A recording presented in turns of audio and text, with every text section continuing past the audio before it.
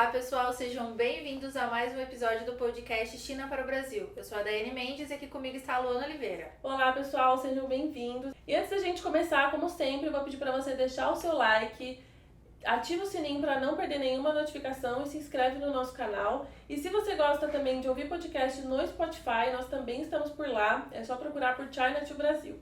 E qual é o nosso tema de hoje, Daiane? Hoje nós falaremos sobre a contabilidade de empresas chinesas aqui no Brasil. E a gente vai discutir sobre as dificuldades, sobre as diferenças e trouxemos um especialista da área contábil para conversar com a gente hoje. E o nosso convidado de hoje, ele é graduado em Ciências Contábeis pela Umesp, ele tem 30 anos de experiências nas áreas de contabilidade societária e fiscal e atualmente ele ocupa o cargo de consultor contábil na IEST Contábeis. Seja bem-vindo, Nelson Svance. Olá, muito obrigado pelo convite. Muito feliz de estar podendo aqui ajudar vocês, as pessoas que estão nos assistindo, com alguns temas importantes e relevantes, né, que a gente está vivendo aqui em nível global, vamos falar assim, e que a gente possa usufruir o máximo possível daquilo que a experiência de 30 anos me trouxe por todo esse tempo. E pra gente começar então, conta um pouquinho pra gente sobre a sua experiência trabalhando com contabilidade e como que é trabalhar com contabilidade diretamente com empresas chinesas. Bom, quando a gente fala em empresas chinesas, nós estamos falando em multinacionais, né? Multinacionais normalmente elas necessitam, né, estar aplicando as normas internacionais de contabilidade, né? Então, quando a gente fala em normas internacionais de contabilidade, o Brasil, recentemente ele aplicou, né, ele adotou as normas internacionais de contabilidade. A gente fala recentemente, mas já estamos aí há mais de 10 anos, né? Mas ainda assim temos empresas que estão ainda praticando essa primeira adoção dessas normas internacionais, então ainda muito é se falado da aplicação dessas normas em determinados temas. Mas eu acho que quando a gente fala em contabilidade, a contabilidade ela é muito ampla, né? E eu gostaria de começar já a trazer qual é o principal ponto que nós precisamos conversar, né, explicar, trocar informações quando a empresa multinacional chinesa ela pensa em investir aqui no Brasil, né? O Brasil, uma das maiores preocupações de todas as empresas multinacionais certamente é a área tributária, né? Esta área tributária é a área onde eu acho que existe a maior possibilidade de a gente explorar alguns temas, né, e que possam realmente fazer sentido para quem está pensando em vir para cá para o Brasil, né, e constituir aqui a sua empresa subsidiada. É isso. Pensando nessas tributações, o Brasil, né, tem várias e é um sistema bem complexo. Quais são os principais desafios quando vocês vão lidar com empresas chinesas vindo para o Brasil? Sim, eu acho que um dos principais desafios certamente é a questão de comunicação e a questão cultural, né? A questão de comunicação, acho que atualmente o Brasil ele tem sim se preparado melhor para receber, né, os investidores chineses. Então nós temos profissionais já que estão habilitados tecnicamente e que saibam falar o mandarim, né? Então isso, acho que a IEST como uma empresa que atua no ramo de contabilidade, terceirização de processos contábeis, fiscais, folha de pagamento, ela tem se preocupado com isso, né? Essa parte de comunicação e a parte cultural, né? Eu acho que existe um distanciamento cultural entre aquilo que o chinês vem praticando lá dentro da China hoje, em termos de tecnologia, em termos de processo. Eu acho que o brasileiro ainda está um pouco para trás quando a gente fala comparado aos grandes países do mundo, né, em termos de processo, eficiência de processos, né, onde eu quero chegar. Então, acho que essa diferença cultural, né, nós sabemos como é que as empresas têm que atuar aqui no Brasil. A gente sabe toda a burocracia, toda a complexidade das normas fiscais, então nós temos o conhecimento técnico. E o chinês, né, a empresa chinesa, quando vem para cá, ela vem trazendo toda essa cultura de eficiência, objetividade, E o nosso maior desafio é tentar aproximar essas duas situações, né? Porque nós temos a técnica do Brasil e o chinês vem com todo o conhecimento de mercado mundial, né? Verdade.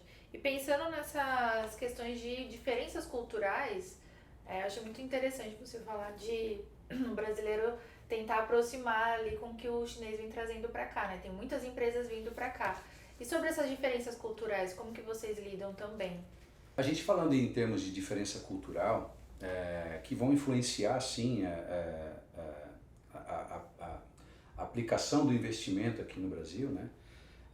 Eu acho que, como eu já disse, vai impactar nessas questões de complexidade tributária principalmente.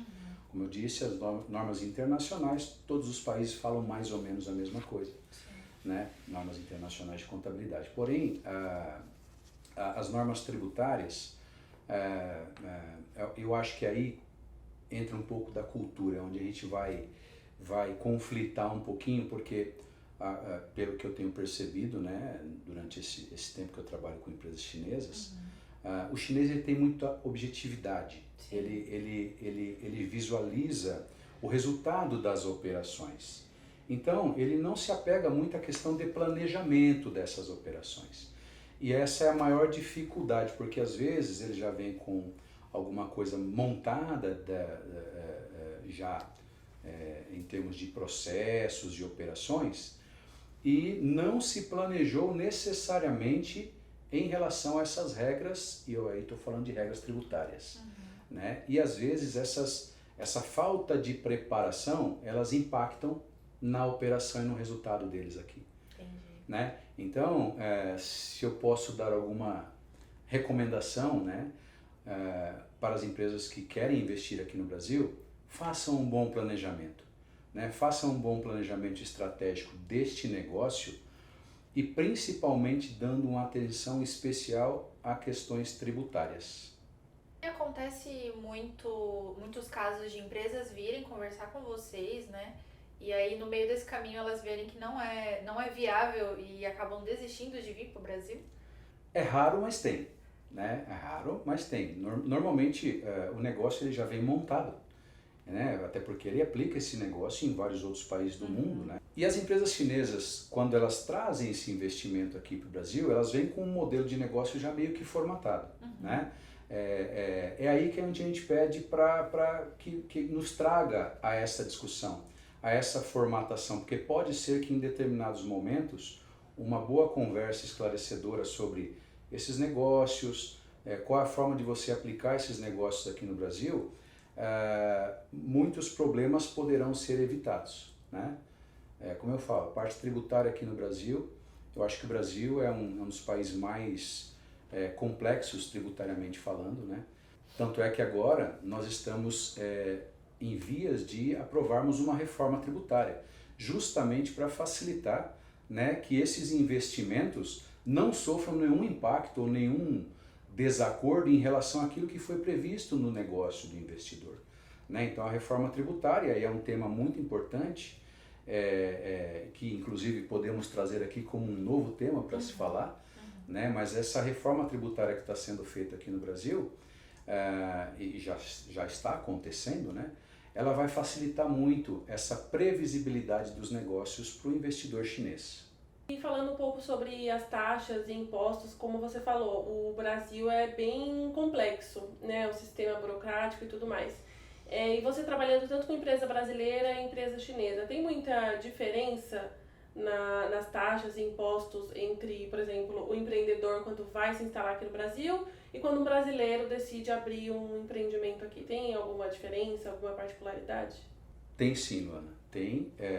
Bom, as normas, elas são normas definidas para toda empresa, né? Porém, para aquele investidor que vai manter, né, uma parte relacionada lá no outro país, ou seja, o investidor está lá fora. E a ideia dessa empresa aqui no Brasil, que é a empresa subsidiada, né? De alguma forma ela vai remeter lucros, vai remeter resultados lá para fora. Esse é uma das principais diferenças que temos, né, em relação às questões tributárias, para aquele investidor local, aquele investidor nacional e o investidor estrangeiro, né? Então, quando a gente fala em termos tributários, nós temos aqui, dividimos aqui no Brasil em duas situações. Nós trazemos os impostos, né, classificamos, né, os tributos ou impostos como impostos diretos e indiretos. Tá? Os diretos, eles estão relacionados à parte de tributação sobre o lucro, né? E seja esse lucro, pode ser de forma presumida ou pode ser de forma real mesmo, o lucro real ajustado ali por algumas regras locais, né? E temos os tributos indiretos. Os indiretos, normalmente eles estão vinculados ou são tributados sobre receita, sobre operações, sobre serviços, né? Mas onde é que está a principal diferença entre, né, voltando à pergunta, Luana, quando a gente fala do empreendedor local, do empreendedor internacional? Como eu disse, sobre aquela questão de remessa de lucros, né? Então, o Brasil, assim como outros países do mundo, né, ele tem regras, nós chamamos de regras de preço de transferência, né? As regras de preço de transferência, elas têm a finalidade de proteção tributária sobre essas remessas de lucro, né? Então, quando eu estou aqui no Brasil, quando nós temos uma empresa chinesa, por exemplo, aqui no Brasil, que nós temos uma parte relacionada lá na China, é um exemplo, quando essa empresa transaciona operações com essa sua subsidiária chinesa, né, ela tem algumas regras para se formar preço, para se comparar preço. Então, essa legislação de preço de transferência, que inclusive agora o ano passado ela foi renovada, então nós temos novas regras tributárias, né?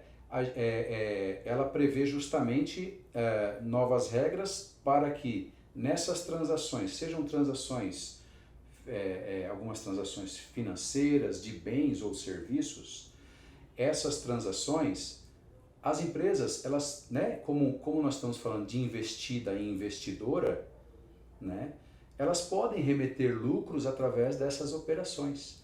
Então, o que o nosso ente fiscalizador e o nosso governo brasileiro quer em relação às regras de preço de transferência? Normatizar aqui, limitar essa transação, para que nessas transações, sejam de importações ou exportações, não se remeta lucro sem ser tributado adequadamente. Então, essas regras, eles trazem um limitador, né? Esse limitador é o que a gente chama de cálculo de preço de transferência, e é onde as empresas que têm partes relacionadas no exterior, elas estão sujeitas, e essa é a diferença com a empresa brasileira. Porque a empresa, quando ela tem um capital brasileiro, o lucro, seja ele qual for, vai ficar aqui dentro. Quando eu tenho uma parte relacionada lá no exterior, então essas regras, elas devem ser cumpridas. E anualmente toda empresa pratica esses cálculos para poder demonstrar para o governo brasileiro se tem ou não algum ajuste na base de cálculo do imposto de renda e da contribuição social.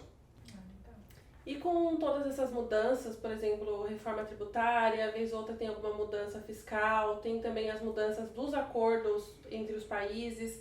Como que vocês lidam com essas mudanças constantemente dentro do setor de vocês? Sim, esse é um desafio diário. É um desafio diário, sim, porque comecei aqui a nossa conversa falando da dificuldade e complexidade tributária, né? Hoje é humanamente impossível nós controlarmos e sabermos todas as regras tributárias utilizadas, às vezes numa simples operação de uma empresa. Então a gente acaba buscando ajuda de alguns sistemas, alguns aplicativos que são exclusivamente direcionados ao acompanhamento dessas regras tributárias, né? Mas, como eu digo, o profissional aqui da área tributária, ele precisa estar atento praticamente 24 horas por dia, porque nós temos mudanças de regras tributárias quase que todos os dias. Talvez não esteja, obviamente, relacionadas a uma empresa, mas, por exemplo, nós como somos uma empresa de consultoria, nós temos empresas de vários ramos de atividade, a gente precisa estar acompanhando isso com um pouco mais de cautela, cuidado e zelo, né?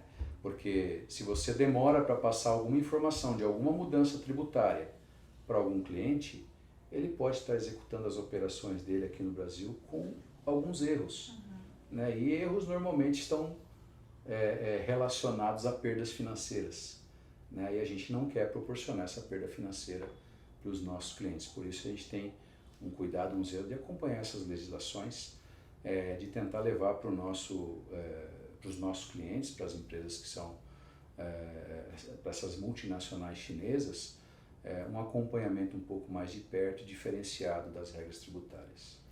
Bastou um errinho ali, o que vem é juros, é taxa, é tudo, né? Não pode ficar um diazinho. Não, a gente, assim, o sistema de controle e fiscalização aqui no Brasil, que ele é aplicado pela Receita Federal, pelas secretarias de fazendas estaduais e até mesmo pelas prefeituras municipais, eles são um dos mais, como é que eu posso dizer, desenvolvidos do mundo, né, para o acompanhamento do seu contribuinte. Né? A gente pode falar, a própria Receita Federal, ela tem uma velocidade de acompanhamento dos nossos contribuintes. Eu acho que isso é bom, né? Eu acho que isso, a Receita Federal, quando ela trouxe toda a questão do acompanhamento digital das operações, né? Quando as notas fiscais, por exemplo, começaram a ser digitais, acho que trouxe sim uma condição de equalização, né, das empresas nacionais, né? Porque antes você tinha que emitir uma nota fiscal, ela era manualmente, muitas vezes emitia ou não emitia, infelizmente, né, algumas práticas que não eram adequadas e que no final das contas, quem perdia com tudo isso é o Brasil, né, é o país, enfim, somos todos nós, né? Então, com o advento do sistema público de escrituração digital, né, os entes públicos fiscalizadores, eles tiveram uma capacidade muito maior de acesso às informações de todos os contribuintes, né? Então, por exemplo, hoje você não tem como não emitir uma nota fiscal de uma determinada operação quando, por exemplo, você passa o seu cartão de crédito em qualquer estabelecimento comercial aí de todo o Brasil.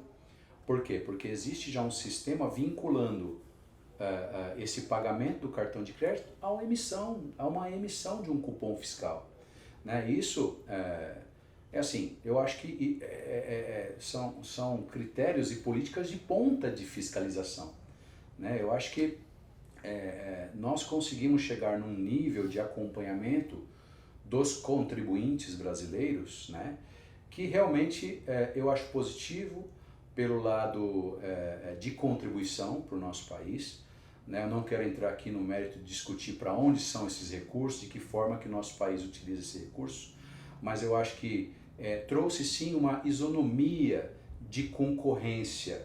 Então, se eu vendo um produto A e você vende o mesmo produto A, nós temos uma condição igualitária para se vender esse produto, porque pelo menos em termos tributários, nós vamos estar sujeitos às mesmas regras. Então isso eu acho positivo, isso eu acho que é importante e eu acho que sim é uma atitude de país de primeiro mundo, né? Para mim acho que é um ponto importante a ser trazido. Como você mencionou sobre as novas tecnologias, quais vocês utilizam mais para ajudar e facilitar os processos internos? Tá, hoje nós temos consultorias especializadas, né, nesse tipo de acompanhamento tributário, né? A gente tem alguns parceiros, tá? Temos parceiros que vão acompanhar essa legislação tributária na parte, por exemplo, do ICMS, IPI, PIS e COFINS, que são impostos indiretos tributados sobre as operações. Eu acho particularmente, Dani, acho que a área mais complexa, né, da parte tributária aqui no Brasil é quando você fala das operações, né? Por exemplo, quando você traz questões de ICMS, nós temos o ICMS, é o Imposto sobre Circulação de Mercadorias e alguns serviços, né? E quando a gente fala em mercadoria, a gente está falando em cada mercadoria, cada tipo de mercadoria tem a sua tributação específica. E aí, dentro de cada tipo de mercadoria, nós temos, para determinada mercadoria, então ela já tem uma tributação específica. Porém, aqui dentro de São Paulo ela tem uma tributação. Quando eu falo dessa mercadoria sair de São Paulo para um outro estado, tem outro tipo de tributação.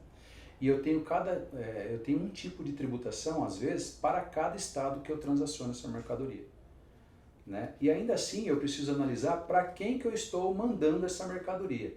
Então eu tenho muitas variáveis que realmente quando o empresário está formando o preço da mercadoria ou do serviço dele aqui, ele fica um pouco perdido, ele fica em dúvida.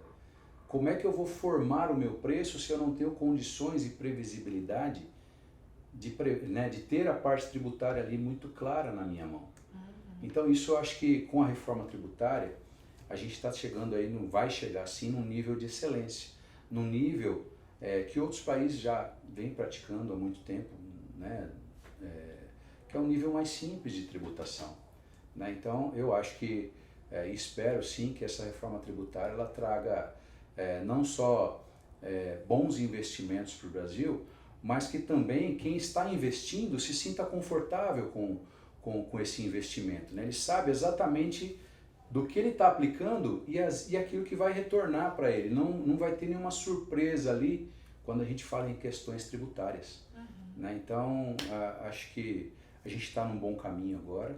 Né? Vai demorar um pouquinho ainda para se implantar, né? Todas as regras dessa reforma tributária, mas né, nós temos aí muito tempo de história em relação a, quando a gente fala em termos de tributos, né? Então não seria assim do dia para a noite para mudar tudo, né?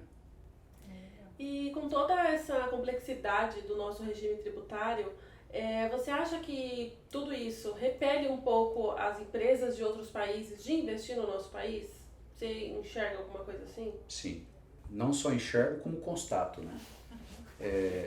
A gente percebe, é o que eu falo, né? Eu sempre costumo pensar dessa forma. O Brasil é um país que ele realmente é muito interessante aos olhos do mundo quando a gente fala em termos de investimento.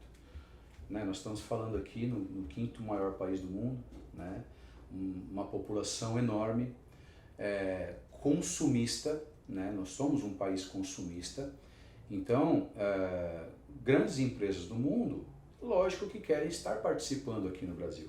E o Brasil também, ele tem essa, né, culturalmente, historicamente, é um país a ser explorado. Né?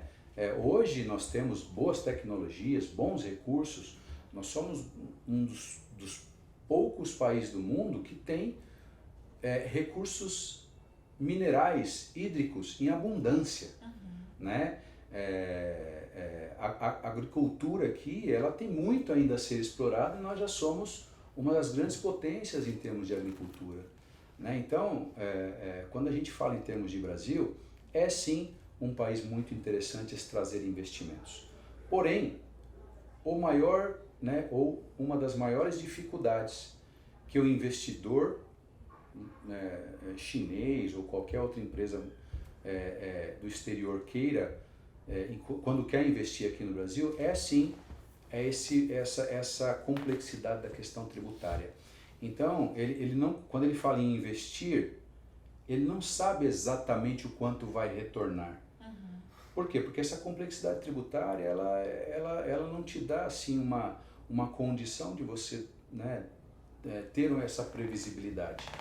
Né? Então, quando eu falei lá no início do nosso bate-papo, né, vai querer investir no Brasil, tomamos a decisão de investir no Brasil, traga esse assunto para uma discussão prévia. Né? Para quando você for montar o planejamento estratégico da empresa, você ter minimamente uma condição de saber quais são os tributos que vão envolver essas operações e de que forma esses tributos vão influenciar naquilo que vai retornar do seu investimento. Eu sei que é difícil manter uma previsão do que pode acontecer, já que tem, né, mudanças todos os dias, mas você poderia trazer para a gente algumas tendências que você acredita que pode ter no futuro da contabilidade? Eu acho que as novas tendências de mercado mudou muito, por exemplo, né?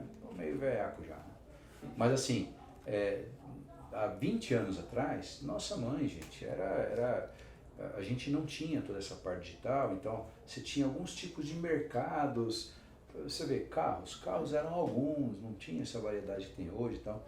Hoje, pós-pandemia, ou a partir da pandemia, nós tivemos um aumento enorme, ou melhor, a criação de um mercado digital, né, de um consumismo exacerbado, porque eu compro aqui do meu celular, não preciso ir na loja.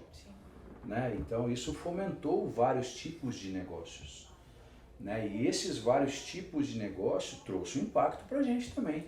Nós tivemos que se adaptar a essas novas situações, grandes volumetrias de negócio, porque eu não preciso mais ir fisicamente a uma loja, né? Eu compro do meu celular, eu posso fazer 5, 10 compras num dia, né? Eu estou ali descansando ali no meu sofá, deixa eu entrar num site, num e-commerce aqui, numa plataforma de compras e vou comprar aqui uma coisa só para satisfazer, porque eu não estou me sentindo bem, então eu vou comprar alguma coisa. Sim. A gente tem muito disso hoje, né? Então acho que isso mudou a forma, não só do Brasil consumir, mas do mundo consumir. Né? Nós vemos grandes empresas de e-commerce hoje, nossa mãe, elas estão aí em abundância com os seus negócios. E crescendo absurdamente rápido. Crescendo absurdamente rápido. E assim, os mercados locais têm que se adaptar. Exato. Tem que se adaptar a essas novas realidades. Então, se a gente for ver a parte de transporte, para eu poder dar vazão a todas essas mercadorias que estão sendo vendidas, tivemos que adaptar toda a parte de transporte, transportadoras, no caso aqui do Brasil, Correios, né? Gerou muito negócio para todo mundo. Né? E nós, como somos atividade meio, né? Que temos que fazer toda a parte de controle disso, nós temos que se adaptar também a toda a volumetria, toda a complexidade de operações. Muitas vezes não dá para planejar, porque a coisa já está acontecendo. Exato. Então você planeja com a coisa acontecendo. Vai aprendendo no caminho. Vai aprendendo durante o percurso, exatamente. Então, esse tipo de cultura também a gente teve que se adaptar. Eu costumo sempre falar aqui na IESH, né? São as dores do crescimento. Né? O crescimento com o país também. Né? Acho que não só a China, que já é um grande país, né? Eu acho que a China ela está cada vez mais se mostrando para o mundo. Eu acho que o Brasil está vindo nessa mesma pegada. Né? Ele também está se mostrando para o mundo e falando, não, a gente tem muita condição de gerar negócios e que esses negócios sejam interessantes para quem está investindo, para quem está sendo investido, né? O consumo acontecendo gera esse negócio. Né? Então é isso. Bom, e já para finalizar o nosso papo, então, tem alguns conselhos que você poderia dar para as empresas de fora que querem investir aqui no Brasil? Sim. Bom, a questão do planejamento acho que é imprescindível, né? E a gente está aqui para ajudar, não só as empresas chinesas, mas toda e qualquer empresa multinacional que queira investir aqui no Brasil com qualidade, né? Acho que também conhecer bastante o mercado local, né? A gente fala em ter questões tributárias, ok, a gente já sabe que não seria um conselho, né? Na realidade, eu entendo como mandatório, você conhecer a parte tributária, porque realmente ela impacta. Não só a questão do tributo, mas nas obrigações acessórias que você precisa prestar para o governo brasileiro e que são bem complexas. Você passa todas as suas informações fiscais para o governo. Né? Então, essas informações têm que ser passadas com qualidade. Né? E acho que essa qualidade, não só da questão do imposto, mas como dessas obrigações acessórias, para ser passado com qualidade ou calculado com qualidade, precisa ter uma conversa prévia. E outro conselho que eu acho que é importante se dar aqui, né, e se comentar, é o exercício de você avaliar o mercado que você vai atuar. Né? Não só na questão do mercado em si, da linha de negócio, mas o público que você quer atingir. Né? Né, eu penso assim que o Brasil é um país que há muito tempo ele vem sendo investido por grandes corporações, né? Por grandes corporações internacionais. Então tem gente que já está conhecendo o mercado, explorando determinados mercados há muito tempo aqui, né? Então o conselho que eu dou é esse, é justamente saber, né, onde é que você vai aplicar o seu recurso com direcionamento para que você saiba que esse recurso vai estar sendo aplicado no mercado que realmente você acha que é viável e exatamente o público que você acha que você também tem que atingir. Nelson, muito obrigada pela sua participação. Eu acho que a gente aprendeu muito hoje. Sim, provavelmente quem está bastante. ouvindo a gente também.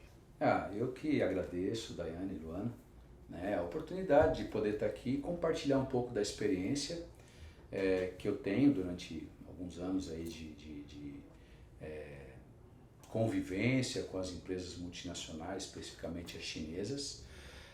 Quero colocar aqui à disposição, né, a mim e toda a equipe da IESH Contábeis. Nós temos profissionais especializados em determinadas áreas, em vários tipos de áreas, não só da parte contábil, fiscal, temos a parte de folha de pagamento, né, trabalhista, previdenciária. A gente tem uma forma de receber, né, esse investidor chinês ou de outras localidades do mundo e tentar ajudá-los da melhor forma, né, de uma forma técnica, de uma forma onde a gente vai receber tudo que vocês têm de dúvida e a gente vai ajudar, né? A gente vai colocar a realidade do nosso mercado local aqui para que, de fato, quando você decidir por colocar o investimento aqui no Brasil, seja um investimento já com a expectativa daquilo que você vai ter de retorno, tá bom? Então, agradeço, muito obrigado mais uma vez. E se você quer saber mais notícias sobre o Brasil e a China, acesse nosso site www.chinatobrasil.com.br, as nossas redes sociais @China2Brasil e o Facebook é @C2BIESH. Muito obrigada para você que nos acompanhou até aqui e até o próximo episódio. Tchau, tchau. Tchau!